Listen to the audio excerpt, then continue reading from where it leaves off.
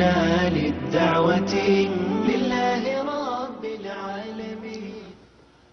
السلام علیکم ورحمۃ اللہ وبرکاتہ. الحمد للہ رب العالمین والصلاة والسلام علی اشرف الانبیاء والمرسلین نبینا محمد وعلی آلہ وصحبہ اجمعین، اما بعد. مشاہدین کرام، دینی و ملی بھائیوں، قرآن کریم اللہ رب العزت کی کتاب ہے، اور یہ وہ عظیم الشان کتاب ہے جسے اللہ تعالیٰ نے پیارے نبی جناب محمد الرسول اللہ صلی اللہ علیہ وسلم کے اوپر نازل کیا. قرآن کریم کے اندر بہت ساری چیزیں ہیں، لیکن قرآن کریم کے اندر ایک ایسی چیز ہے جسے آج بیان کیا جائے گا، اور میری مراد ہے دو باغات والوں کا قصہ. یعنی ایک ایسا آدمی جس کے پاس دو باغ تھے. قرآن کریم کے اندر بہت سارے قصے ہیں، بہت سارے واقعات ہیں جن میں ہمارے لیے عبرت ہے، نصیحت ہے، موعظت ہے. ہمیں اور آپ کو چاہیے کہ ہم ان قصوں کو، ان واقعات کو پڑھیں اور ان قصوں سے درس عبرت لیں. انہی قصوں میں سے ایک قصہ آج بیان کیا جائے گا آج کے ایپیسوڈ میں، اور وہ قصہ یہ ہے کہ ایک آدمی تھا، اس کو اللہ تعالی نے دو انگور کے باغات عطا کیے تھے، اور ان باغات کے اندر بہت ساری چیزیں تھیں. صرف انگور کے باغات نہیں تھے، بلکہ اس میں چاروں طرف سے کھجور کے پیڑ بھی تھے، اس میں نہریں تھیں، اور اس طریقے سے اس میں طرح طرح کے غلے اور اناج اگتے تھے. وہ آدمی، اس نے اللہ رب العزت کا شکر ادا نہیں کیا، تکبر کیا، غرور کیا، گھمنڈ کیا، اور اس نے یہ خیال کیا کہ یہ اس کی محنت کا نتیجہ ہے، اس کی کوششوں کا نتیجہ ہے، اور اس کی عقل اور اس کی ذہانت کا نتیجہ ہے کہ یہ چیزیں اسے میسر ہیں. اور وہ یہ بھی سمجھ رہا تھا کہ جب میں مروں گا تو ہمیں اس سے اچھی چیزیں ملیں گی. وہ غرور و گھمنڈ اور تکبر کے نشے میں تھا. اللہ رب العزت پر وہ ایمان نہیں لایا اور اللہ رب العزت کا شکر ادا نہیں کیا، جس کی وجہ سے اس کی نعمتیں ایک دن چھن گئی، ختم ہو گئی. وہیں پر ایک شخص ایسا تھا جو اسے نصیحت کرتا رہا، اسے سمجھاتا رہا کہ اللہ رب العزت کے اوپر ایمان لاؤ، اللہ رب العزت کا شکر ادا کرو، تاکہ یہ نعمتیں تمہارے اوپر برقرار رہیں. اگر تم ناشکری کرو گے تو کہیں ایسا نہ ہو کہ یہ نعمتیں چھن جائیں اور یہ نعمتیں تم سے زائل ہو جائیں، جس کے بعد تم کفِ افسوس ملو. وہ قصہ قرآن کریم کے اندر اللہ رب العزت نے بیان کیا ہے. سورہ کہف کے اندر اللہ فرماتا ہے وَاضْرِبْ لَهُمْ مَثَلَ الرَّجُلَيْنِ جَعَلْنَا لِأَحَدِهِمَا جَنَّتَيْنِ مِنْ أَعْنَابٍ وَحَفَفْنَاهُمَا بِنَخْلٍ وَجَعَلْنَا بَيْنَهُمَا زَرْعًا. اور انہیں ان دو شخصوں کی مثال بھی سنا دے جن میں سے ایک کو ہم نے دو باغ انگوروں کے دے رکھے تھے، اور جنہیں کھجوروں کے درختوں سے ہم نے گھیر رکھا تھا، اور دونوں کے درمیان کھیتی لگا رکھی تھی. یہ اللہ رب العزت نے قصہ بیان کرنا شروع کیا ہے کہ دو لوگ تھے، ان میں سے ایک ایسا آدمی تھا کہ ہم نے اس کو دو باغات دیے تھے، اور وہ دونوں باغات انگور کے تھے، اور چاروں طرف سے کھجور کے درخت تھے.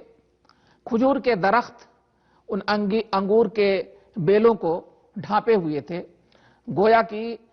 کھجور کے درخت سے وہ دو طرح سے فائدہ حاصل کرتا تھا. ایک تو کھجور کے پھل بھی اسے ملتے تھے، اور دوسرے یہ کہ وہ انگوروں کے لیے باڑ کا کام کرتے تھے، انگوروں کی حفاظت کا وہ کام کرتے تھے. آگے اللہ رب العزت نے فرمایا کِلْتَا الْجَنَّتَيْنِ آتَتْ أُكُلَهَا وَلَمْ تَظْلِمْ مِنْهُ شَيْئًا فجرنا خلالہما نہرا، کہ دونوں باغ اپنا پھل خوب لائے اور اس میں کسی طرح کی کمی نہ کی، اور ہم نے ان باغوں کے درمیان نہریں جاری کر رکھی تھیں۔ اللہ رب العزت بیان کر رہا ہے کہ اس بندے کو ہم نے 2 باغات دیے تھے اور ان باغوں کے پھل خوب اچھی طرح سے آتے تھے، کسی بھی قسم کی کوئی کمی نہیں ہوتی تھی، جیسا چاہیے تھا، جیسا وہ چاہتا تھا اس طرح سے پھل اس میں لگتے تھے، چاہے وہ انگور کے بیلیں ہوں یا کھجور کے درخت ہوں۔ کھجور بھی اچھی خاصی مقدار میں پیدا ہوتی تھی اور اسی طریقے سے انگور بھی۔ اسی طرح سے اللہ رب العزت نے بیچوں بیچ نہر جاری کر رکھی تھی، اس نہر سے وہ شخص اپنی کھیتی کو سیراب کرتا تھا، اپنے باغات کو سیراب کرتا تھا، انگور کی بیلوں کو، اسی طریقے سے کھجور کے درختوں کو وہ شخص پانی مہیا کرواتا تھا۔ آگے اللہ رب العزت فرماتا ہے وَقَانَ لَهُ ثَمَرٌ فَقَالَ لِصَاحِبِهِ وَهُوَ يُحَاوِرُهُ أَنَا أَكْثَرُ مِنْكَ مَالًا وَأَعَزُّ نَفْرًا، کہ اس کے پاس میوے تھے۔ ایک دن اس نے باتوں ہی باتوں میں اپنے ساتھی سے کہا کہ میں تجھ سے زیادہ مالدار ہوں اور جتھے کے اعتبار سے بھی زیادہ مضبوط ہوں۔ تو وہ شخص جس کو اللہ رب العزت نے نوازا تھا، 2 باغات دیے تھے، وہیں اس کا ایک ساتھی ایسا تھا جس کے پاس اس قسم کے باغات نہیں تھے، وہ بہت زیادہ مالدار نہیں تھا، اس کے پاس اللہ رب العزت کی دی ہوئی بہت زیادہ نعمتیں نہیں تھیں، لیکن وہ اللہ رب العزت کا شکر گزار بندہ تھا۔ جو کچھ اللہ رب العزت نے اسے دیا تھا، عنایت کیا تھا، اس پر وہ قانع تھا۔ تو وہ شخص جس کو اللہ نے باغات دیے تھے، وہ اپنے ساتھی سے کہنے لگا کہ دیکھ میرے پاس مال و منال بہت زیادہ ہے، میں تجھ سے بڑا مالدار ہوں، اور اسی طریقے سے میں تجھ سے زیادہ عزیز بھی ہوں، میرے پاس جتھے ہیں، میرے پاس نوکر چاکر ہیں، میرے پاس غلام ہیں، میرے پاس بہت سارے لوگ ہیں جو میری حمایت میں فوراً جو ہے آگے آنے والے ہیں، لیکن تو کیا ہے؟ تیرے پاس تو کچھ بھی نہیں، تو قلاش ہے، تو فقیر ہے، محتاج ہے۔ گویا کہ وہ شخص جس کو اللہ رب العزت نے دیا تھا وہ تکبر کرنے لگتا ہے، غرور کرنے لگتا ہے اور اپنے ساتھی کو حقیر اور ذلیل سمجھتا ہے۔ تکبر یہی ہے کہ آدمی اپنے ساتھی کو، کسی دوسرے شخص کو حقیر سمجھے، کسی دوسرے شخص کو جو ہے وہ ذلیل سمجھے، یہی ہے تکبر۔ تکبر بہت ہی بری چیز ہے، انسان کو تکبر زیب نہیں دیتا، کسی بھی مخلوق کو تکبر زیب نہیں دیتا۔ اللہ رب العزت ہی کے لیے تکبر ہے جو تمام عیوب سے پاک ہے، باقی جتنی مخلوقات ہیں ان کے اندر عیوب ہی عیوب ہیں۔ دیکھیے اللہ رب العزت نے جب فرشتوں کو حکم دیا کہ وہ آدم علیہ السلام کا سجدہ کریں تو سبوں نے اللہ رب العزت کے حکم کی تعمیل کی اور فوری طور پہ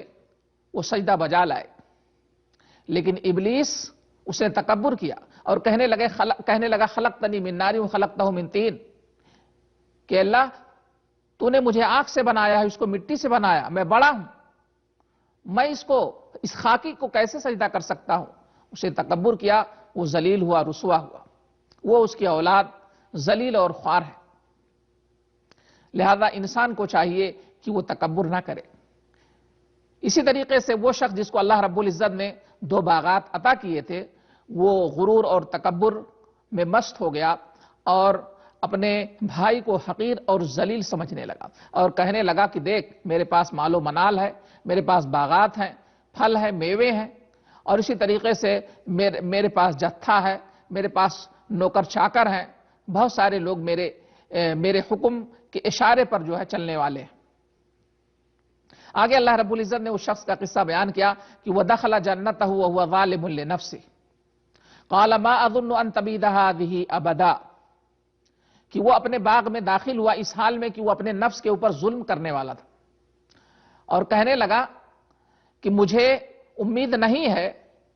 کہ کسی بھی وقت یہ میرا مال برباد ہوگا،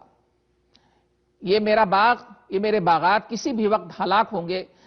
ہو جائیں گے، برباد ہو جائیں گے، فنا ہو جائیں گے، مجھے اس بات کی امید نہیں ہے۔ اسی طریقے سے آگے بڑھ کر کے وہ یہ بھی کہنے لگا کہ مجھے یہ بھی امید نہیں کہ کسی دن قیامت قائم ہوگی۔ ایسا نہیں ہوگا کہ قیامت قائم ہو، اور اگر قیامت قائم ہوئی بھی، میں فنا کے گھاٹ اترا بھی، تو مجھے اللہ تعالیٰ اور بھی زیادہ دے گا۔ تو میرے بھائی، یہ جو ہے یہ شخص خوش فہمی میں تھا اور صرف آرزوئیں رکھ رہا تھا، جبکہ اسے اللہ پر ایمان لانا تھا، اللہ رب العزت کا شکر بجا لانا تھا۔ اس کے بعد وہ آرزوئیں کرتا تو اچھی بات تھی، لیکن نہ تو وہ اللہ رب العزت پر ایمان لایا اور نہ ہی اللہ رب العزت کا شکر بجا لایا۔ اوپر سے وہ تکبر اور غرور گھمنڈ بھی کر رہا ہے، اور پھر یہ امید بھی کر رہا ہے کہ مرنے کے بعد مجھے اور زیادہ چیزیں ملے گی۔ دیکھیں اللہ رب العزت قرآن کریم کے اندر فرمایا ہے، اس کی بات نقل کرتے ہوئے اللہ کہتا ہے وَمَا ظُنُّ السَّاعَةَ قَائِمَةً، کہ مجھے امید نہیں ہے کہ قیامت قائم ہوگی۔ وَلَئِن رُدِدتُّ إِلَىٰ رَبِّي لَأَجِدَنَّ خَيْرًا مِّنْهَا مُنْقَلَبًا، اور اگر بالفرض اپنے رب کی طرف لوٹایا بھی گیا تو یقیناً میں اس سے بھی زیادہ بہتر پاؤں گا۔ تو یہ شخص خوش بختی میں ہے، کہہ رہا کہ قیامت نہیں قائم ہوگی۔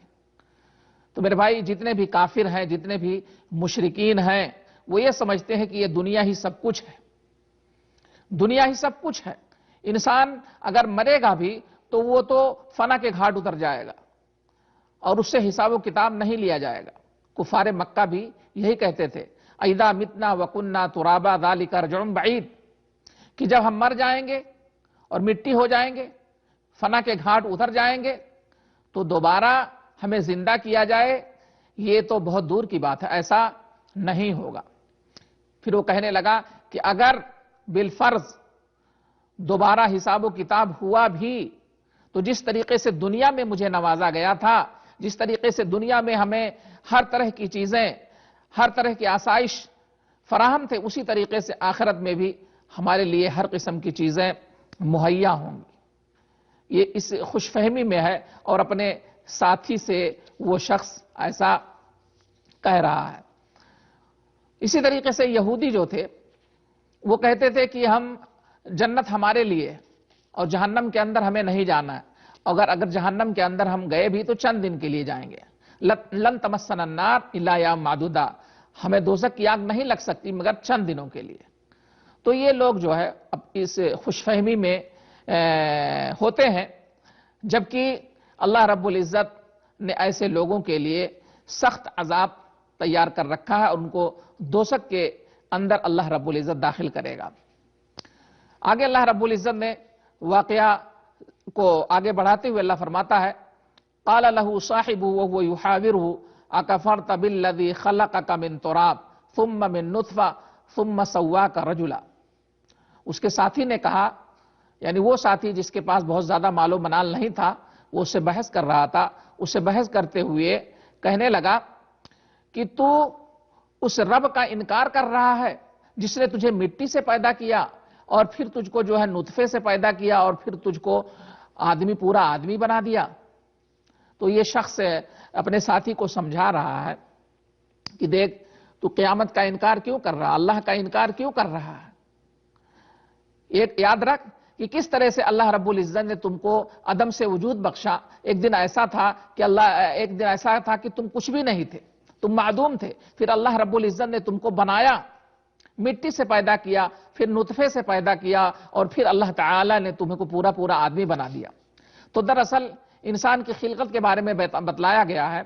کہ انسان کی تخلیق کی اصل جو ہو مٹی ہے، اس لیے کہ سب سے پہلے انسان کون ہے؟ سب سے پہلے انسان آدم علیہ السلام ہے، اور آدم علیہ السلام کو اللہ تعالی نے مٹی سے بنایا ہے، اور آدم کی جو ذریت ہے ان کو اللہ رب العزت نے نطفے سے بنایا، یعنی میاں بیوی کے ملاپ سے انسان جو ہے پیدا ہوتا ہے۔ اسی لیے اللہ رب العزت نے قرآن کریم کے اندر کبھی یہ ذکر کیا کہ انسان کو مٹی سے پیدا کیا گیا، اور کبھی یہ اللہ رب العزت ذکر کرتا ہے کہ اس کو جو ہے نطفے سے پیدا کیا گیا، پانی سے پیدا کیا گیا۔ تو انسان کی اصل جو ہے وہ مٹی ہے، اور پھر وہ نطفے سے میاں بیوی کے ملاپ سے جو نطفہ رحم مادر کے اندر جاتا ہے، اس سے بچے کی پیدائش ہوتی ہے، بچے کی تخلیق ہوتی ہے۔ تو یہ کہنا کہ انسان کی تخلیق مٹی سے ہے یہ بھی صحیح ہے، اور یہ کہنا کہ اس کی تخلیق نطفے سے ہے یہ بھی صحیح ہے۔ تو ایک دن انسان کچھ بھی نہیں تھا اور ایک دن وہ عدم سے وجود میں آ گیا۔ ایک دن ایسا آئے گا کہ وہ فنا کے گھاٹ اتر جائے گا، اس دنیا سے ختم ہو جائے گا، اس دنیا سے وہ رخصت ہو جائے گا، اور اس کے بعد پھر اللہ رب العزت اس کو دوبارہ زندہ کرے گا اور اس کے کرموں کا حساب ہوگا، جو کچھ وہ کر رہا ہے اس کا اسے حساب دینا ہوگا، اپنے تمام اعمال کا وہ حساب دے گا۔ فرشتوں کو اللہ رب العزت نے لگا رکھا ہے، فرشتے سب کچھ جو ہے لکھ رہے ہیں، نوٹ کر رہے ہیں، ساری چیزیں قلم بند کی جا رہی ہیں۔ جب انسان حشر کے میدان میں اپنے نامہ اعمال کو دیکھے گا تو کہے گا ما لہذا الکتاب لا یغادر صغیرۃ ولا کبیرۃ الا احصاها، کہ اس نامہ اعمال کو ہوا کیا ہے، اس میں تو چھوٹی بڑی کوئی بھی چیز چھوٹی نہیں۔ تو میرے بھائیوں یاد رکھیں کہ جو اس دنیا کے اندر جنم لیتا ہے اسے ایک نہ ایک دن یہ دنیا چھوڑنی ہے، اور اسی طریقے سے دوبارہ ایک دن اسے اللہ رب العزت زندہ کرے گا اور اس کے اعمال کا حساب لے گا۔ فَمَن يَعْمَلْ مِثْقَالَ ذَرَّةٍ خَيْرًا يَرَهُ وَمَن يَعْمَلْ مِثْقَالَ ذَرَّةٍ شَرًّا يَرَهُ، کہ جو ذرہ برابر خیر کے کام کرے گا وہ اسے دیکھے گا، اور جو ذرہ برابر شر کے کام کرے گا وہ بھی قیامت کے دن دیکھے گا۔ وہ بندہ اپنے ساتھی کو نصیحت کرتے ہوئے آگے کہتا ہے لَٰكِنَّهُ اللَّهُ رَبِّي وَلَا أُشْرِكُ بِرَبِّي أَحَدًا، لیکن میں تو یہ عقیدہ رکھتا ہوں کہ وہی اللہ میرا پروردگار ہے اور میں اپنے رب کے ساتھ کسی کو شریک نہیں کروں گا۔ تو اپنے بھائی کو، اپنے ساتھی کو، مالدار آدمی کو وہ غریب اور فقیر آدمی سمجھا رہا ہے کہ دیکھ اللہ تعالی ہی ہمارا رب ہے، وہی ہمارا پالنہار ہے، وہی ہمیں روزی دیتا ہے، اور کائنات کے اندر جتنی مخلوقات ہیں سب کو جو ہے وہی روزی فراہم کرتا ہے، رب العالمین ہے، وہ سارے جہانوں کا رب ہے، وہ ہمارا بھی رب ہے، تیرا بھی رب ہے، تو اس کے ساتھ کسی کو شریک نہ کر۔ اگر تو اس کے ساتھ شریک کرے گا اور اپنے نفس کے اوپر ظلم کرے گا، زیادتی کرے گا، تو ہو سکتا ہے کہ تجھے ایک دن پچھتانا پڑے اور ایک دن تجھے کف افسوس ملنا پڑے۔ اس لیے کہ جب اللہ رب العزت دیکھتا ہے کہ اس کا بندہ ناشکری کر رہا ہے، کفر کر رہا ہے، تو وہ بسا اوقات اپنی نعمت کو چھین لیتا ہے، اور اگر وہ اپنی نعمت چھین لے تو کچھ بھی نہیں کر سکتا۔ تو یہ شخص جو ہے مالدار آدمی کو، جس کے پاس 2 باغ تھے، اس کو سمجھا رہا ہے۔ آگے اللہ فرماتا ہے وَلَوْلَا إِذْ دَخَلْتَ جَنَّتَكَ قُلْتَ مَا شَاءَ اللَّهُ لَا قُوَّةَ إِلَّا بِاللَّهِ إِن تَرَنِي أَنَا أَقَلَّ مِنْكَ مَالًا وَوَلَدًا، تو نے اپنے باغ میں جاتے وقت کیوں نہ کہا کہ اللہ کا چاہا ہونے والا ہے، کوئی طاقت نہیں مگر اللہ کی مدد سے، اگر تم مجھے مال و اولاد میں سے اپنے سے کم دیکھ رہا ہے۔ تو یہ غریب شخص، مسکین شخص اپنے ساتھی کو سمجھا رہا ہے، جس کو اللہ رب العزت نے 2 باغ دیے تھے، انگور کے 2 باغ، اور جو بہت ہی عمدہ تھے اور بہت ہی زیادہ وہ پھل اور میوے لانے والے تھے۔ وہ کہتا ہے کہ دیکھ اللہ کا شکر ادا کر، اور جب تو اپنے باغ میں جا تو ماشاءاللہ کہہ لیا کر کہ یہ سب اللہ رب العزت کی مشیت سے ہے، اللہ رب العزت کا شکر ادا کر، اور یہ کہہ کہ لا قوت الا باللہ، کہ کوئی طاقت نہیں مگر اللہ کی مدد سے۔ مطلب یہ ہے کہ اللہ رب العزت چاہتا ہے تو نوازتا ہے، اور اللہ رب العزت جب تک نوازتا رہے گا کوئی طاقت چھیننے والی نہیں، لیکن اگر اللہ رب العزت چھیننے پہ آ جائے تو پھر کوئی طاقت ایسی نہیں جو اسے روک دے۔ تو اس طرح سے اپنے ساتھی کو وہ سمجھا رہا ہے کہ دیکھ ماشاءاللہ کہہ لیا کر۔ یہاں سے ہمیں بھی سبق لینا چاہیے کہ جب ہمیں کوئی نعمت ملے تو ہمیں اللہ رب العزت کا شکر ادا کرنا چاہیے، اور ہمیں یہ عقیدہ رکھنا چاہیے کہ یہ نعمتیں اللہ رب العزت کی طرف سے ہیں۔ اگر اللہ رب العزت چاہے گا تو یہ نعمتیں برقرار رہیں گی، اور اگر اللہ رب العزت چاہ لے تو یہ نعمت منٹوں میں جو ہے ختم ہو سکتی ہے۔ آگے دیکھیں اللہ رب العزت فرماتا فَعَسَىٰ رَبِّ أَن يُؤْتِيَنِي خَيْرًا مِّن جَنَّتِكَ وَيُرْسِلَ عَلَيْهَا حُسْبَانًا مِّنَ السَّمَاءِ فَتُصْبِحَ سَعِيدًا زَلَقًا۔ بہت ممکن ہے کہ میرا رب مجھے تیرے اس باغ سے بھی بہتر دے اور اس پر آسمانی عذاب بھیج دے تو یہ چٹیل اور چکنا میدان بن جائے۔ اور یصبح ماؤہا غورا فلن تستطیع لہ طلبا، یا اس کا پانی نیچے اتر جائے اور تیرے بس میں نہ رہے کہ تو اسے ڈھونڈ نکالے۔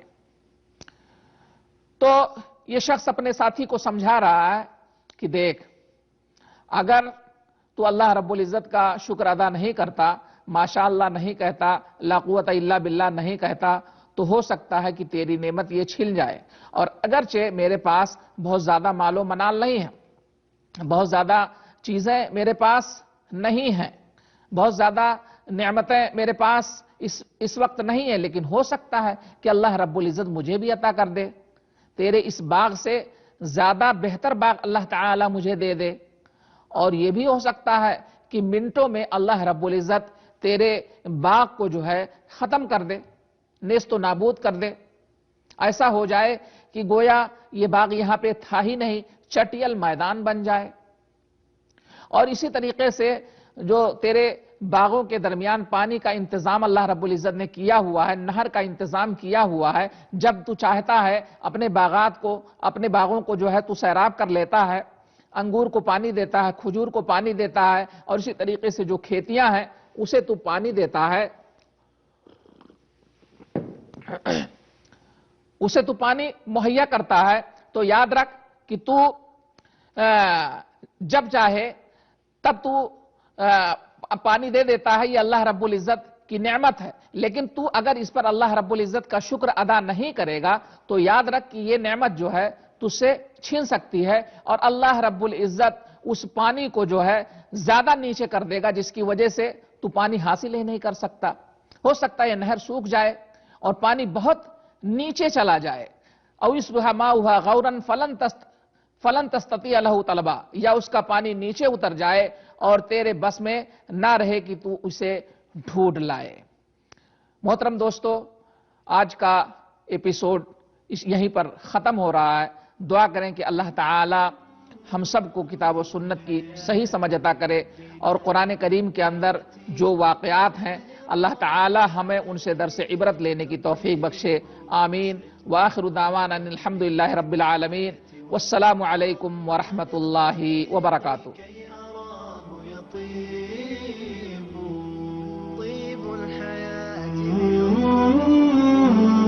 طيب الحياة بحبنا للدعوة لله رب العالمين تطيب، أسعد قلوبا بالهداية والتقى